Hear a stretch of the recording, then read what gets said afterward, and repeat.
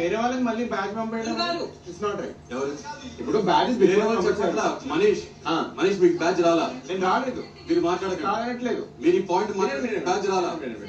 వినండి మీరు ఫస్ట్. మీకు బ్యాచ్ రాలా? మీరు మాట్లాడకండి. బ్యాచ్ వచ్చినా మీరు మాట్లాడకూడదు. ఓకే, వాక్లోకి మనం వెళ్ళలేదు. ఇప్పుడు ఉన్నాం. ఒక్క నిమిషం. అరే సంజన రాగండి. ఇప్పుడు నాకు తెలియదండి బాబు, అంతా క్లీన్ చేపిస్తాం. సుమన్ కూడా వర్క్ రాలేదు, తను కూడా ఏదో ఒక డిస్ట్రిబ్యూట్ చేయొచ్చు అంటున్నాను. అదే అంటున్నా, చిన్న వర్క్ డైనింగ్ టేబుల్ సుమన్ గారు చేసేసేయండి, కిచెన్ మీరు టేబుల్ క్లీన్ చేస్తే అయిపోతుంది.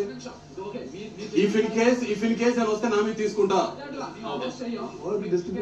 ఏమైనా వస్తే నా మీద తీసుకుంటా. నేను ఇంట్లో వెళ్ళిపోవడానికి కూడా రెడీ, నేను తీసుకుంటా కాల్. అదే అంటున్నాం సార్. నేను చెప్తున్నా కదా, పెద్ద స్టేట్మెంట్ ఇస్తున్నా కదా, ఇంట్లో వెళ్ళిపోవడం నేను రెడీ.